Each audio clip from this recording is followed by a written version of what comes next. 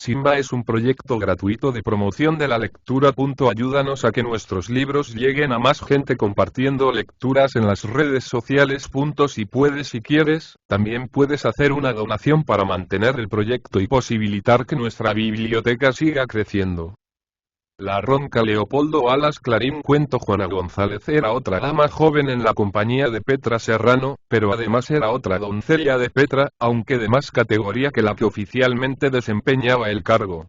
Más que deberes taxativamente estipulados, obligaban a Juana, en ciertos servicios que tocaban en domésticos, su cariño, su gratitud hacia Petra, su protectora y la que la había hecho feliz casándola con Pepe Noval, un segundo galán cómico, muy pálido, muy triste en el siglo, y muy alegre, ocurrente y gracioso en las tablas. Noval había trabajado años y años en provincias sin honra ni provecho, y cuando se vio, como en un asilo, en la famosa compañía de la corte, a que daba el tono y el crédito Petra Serrano, se creyó feliz cuanto cabía, sin ver que iba a serlo mucho más al enamorarse de Juana, conseguir su mano y encontrar, más que su media naranja, su medio piñón. Porque el grupo de marido y mujer, humildes, modestos, siempre muy unidos, callados, menudillo él, delgada y no de mucho bulto ella, no podía compararse a cosa tan grande, en su género, como la naranja. En todas partes se les veía juntos, procurando ocupar entre los dos el lugar que apenas bastaría para una persona de buen tamaño. Y en todo era lo mismo. Comía cada cual media ración, hablaban entre los dos nada más tanto como hablaría un solo taciturno. Y en lo que cabía, cada cual suplía los quehaceres del otro, llegado el caso. Así, Noval, sin descender a pormenores ridículos, era algo criado de Petra también, por seguir a su mujer. El tiempo que Juana tenía que estar separada de su marido, procuraba estar al lado de la Serrano. En el teatro, en el cuarto de la primera dama, se veía casi siempre a su humilde compañera y casi criada, la González. La última mano al tocado de Petra siempre la daba Juana.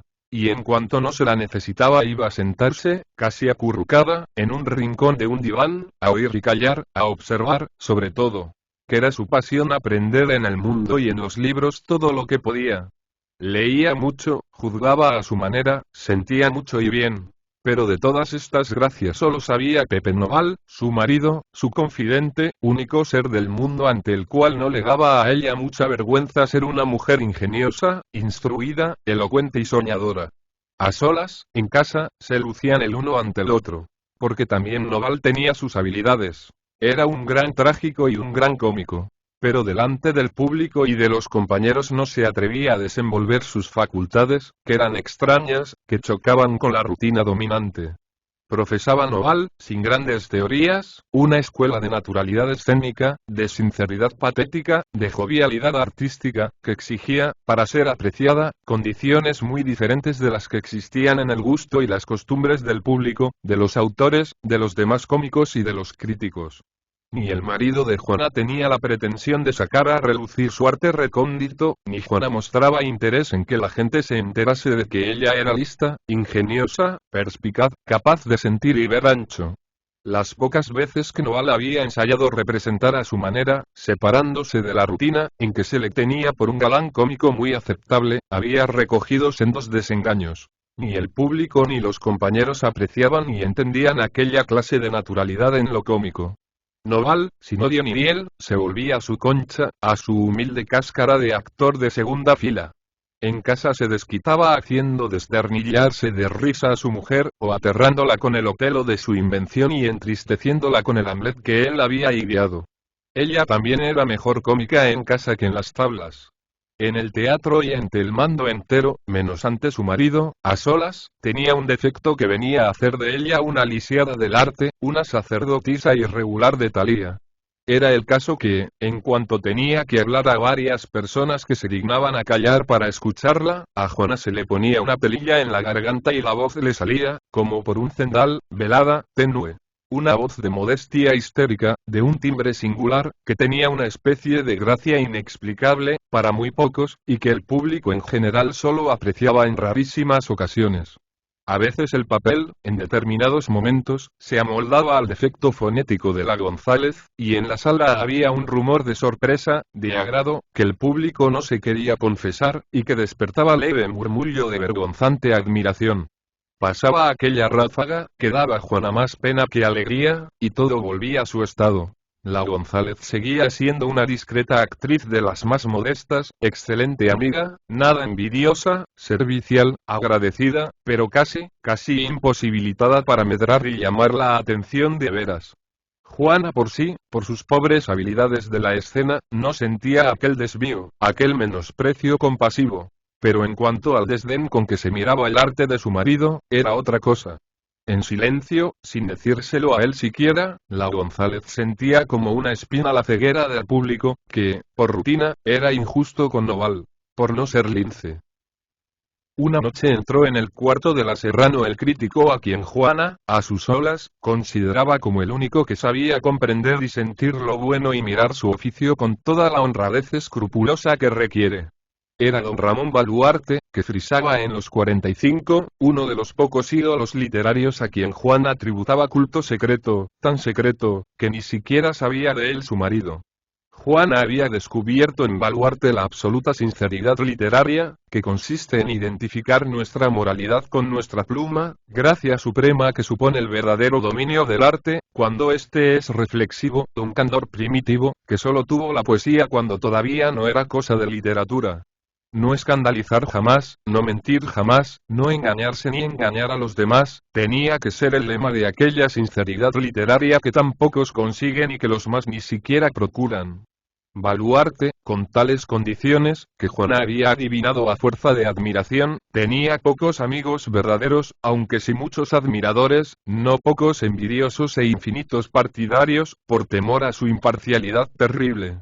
Aquella imparcialidad había sido negada, combatida, hasta vituperada, pero se había ido imponiendo. En el fondo, todos creían en ella y la acataban de grado o por fuerza. Esta era la gran ventaja de Baluarte. Otros le habían superado en ciencia, en habilidad de estilo, en amenidad y original inventiva. Pero los juicios de don Ramón continuaban siendo los definitivos. Aparentemente se le hacía poco caso. No era académico, ni figuraba en la lista de eminencias que suelen tener estereotipadas los periódicos, y a pesar de todo, su voto era el de más calidad para todos. Iba poco a los teatros, y rara vez entraba en los saloncillos y en los cuartos de los cómicos. No le gustaban cierta clase de intimidades, que haría dificilísima su tarea infalible de justiciero. Todo esto encantaba a Juana, que le oía como a un oráculo, que devoraba sus artículos y que nunca había hablado con él, de miedo, por no encontrar nada digno de que lo oyera aquel señor Baluarte, que visitaba a la Serrano más que a otros artistas, porque era una de las pocas eminencias del teatro a quien tenía en mucho y a quien elogiaba con la conciencia tranquila, jamás se había fijado en aquella joven que oía, siempre callada, desde un rincón del cuarto, ocupando el menor espacio posible. La noche de que se trata, don Ramón entró muy alegre, más decidor que otras veces, y apretó con efusión la mano que Petra, radiante de expresión y alegría, le tendió en busca de una enhorabuena que iba a estimar mucho más que todos los regalos que tenía esparcidos sobre las mesas de la sala contigua. Muy bien, Petrica, muy bien. De veras bien. Se ha querido usted lucir en su beneficio. Eso es naturalidad, fuerza, frescura, gracia, vida. Muy bien. No dijo más Baluarte. Pero bastante era.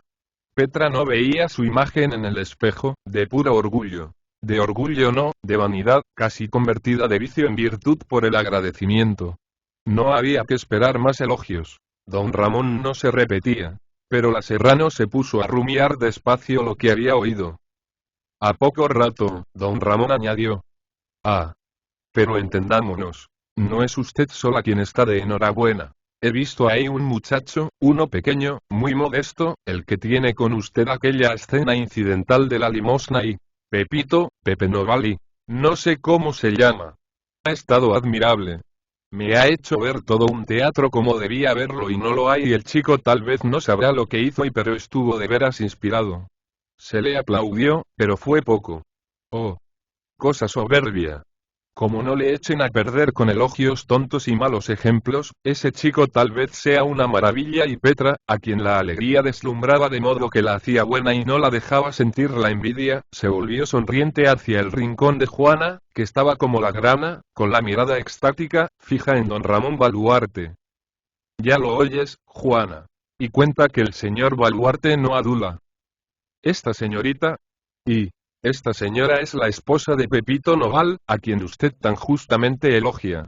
Don Ramón se puso algo encarnado, temeroso de que se creyera en un ardid suyo para halagar vanidades. Miró a Juana, y dijo con voz algo seca. He dicho la pura verdad. Juana sintió mucho, después, no haber podido dar las gracias. Pero, amigo, la ronquera ordinaria se había convertido en afonía. No le salía la voz de la garganta. Pensó, de puro agradecida y entusiasmada, algo así como aquello de hágase en mí según tu palabra. Pero decir, no dijo nada. Se inclinó, se puso pálida, saludó muy a lo zurdo. Por poco se cae del diván y murmuró no se sabe qué gorjeos roncos y pero lo que se llama hablar, ni pizca. Su don Ramón, el de sus idolatrías solitarias de lectora, admirando a su Pepe, a su marido de su alma. ¿Había felicidad mayor posible? No, no la había.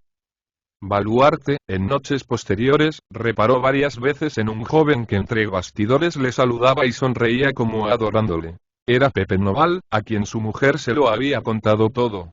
El chico sintió el mismo placer que su esposa, más el incomunicable del amor propio satisfecho. Pero tampoco dio las gracias al crítico, porque le pareció una impertinencia. Buena falta le hace a Baluarte, pensaba él, mi agradecimiento. Además, le tenía miedo. Saludarle, adorarle al paso, bien. Pero hablarle, ¿qué? Murió Pepe Noval de viruelas, y su viuda se retiró del teatro, creyendo que para lo poco que habría de vivir, faltándole Pepe, le bastaba con sus mezquinos ahorrillos. Pero no fue así. La vida, aunque tristísima, se prolongaba. El hambre venía, y hubo que volver al trabajo. Pero cuando otra volvió, el dolor, la tristeza, la soledad, habían impreso en el rostro, en los gestos, en el ademán, y hasta en toda la figura de aquella mujer, la solemne pátina de la pena moral, invencible como fatal, trágica. Sus atractivos de modesta y taciturna, se mezclaban ahora en graciosa armonía con este reflejo exterior y melancólico de las amarguras de su alma. Parecía, además, como que todo su talento se había trasladado a la acción. Parecía también que había heredado la habilidad recóndita de su marido. La voz era la misma de siempre. Por eso el público, que al verla ahora al lado de Petra Serrano otra vez se fijó más, y desde luego, en Juana González, empezó a llamarla y aún a alabarla con este apodo, la Ronca. La Ronca fue en adelante para público, actores y críticos. Aquella voz velada, en los momentos de pasión concentrada, como pudorosa, era defecto mágico. En las circunstancias ordinarias constituía un defecto que tenía cierta gracia, pero un defecto. A la pobre le faltaba el pito, decían los compañeros en la jerga brutal de bastidores. Don Ramón Baluarte fue desde luego el principal mantenedor del gran mérito que había mostrado Juana en su segunda época. Ella se lo agradeció como él no podía sospechar. En el corazón de la sentimental y noble viuda, la gratitud al hombre admirado, que había sabido admirar a su vez al pobre Noval, al adorado esposo perdido, tal gratitud fue en adelante una especie de monumento que ella conservaba, y al pie del cual velaba, consagrándole al recuerdo del cómico ya olvidado por el mundo. Juana, en secreto, pagaba a Baluarte el bien que le había hecho leyendo mucho sus obras, pensando sobre ellas, llorando sobre ellas, viviendo según el espíritu de una especie de evangelismo estético, que se desprendía, como un aroma, de las doctrinas y de las frases del crítico artista, del crítico apóstol. Se hablaron, se trataron. Fueron amigos.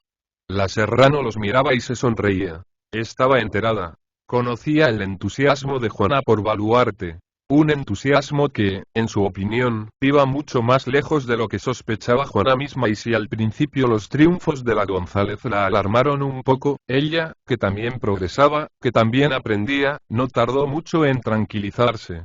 Y de aquí que, si la envidia había nacido en su alma, se había secado con un desinfectante prodigioso. El amor propio, la vanidad satisfecha. Juana, pensaba Petra, siempre tendrá la irremediable inferioridad de la voz, siempre será la ronca. El capricho, el alambicamiento podrán encontrar gracia a ratos en ese defecto pero es una placa resquebrajada, suena mal, no me igualará nunca. En tanto, la González procuraba aprender, progresar.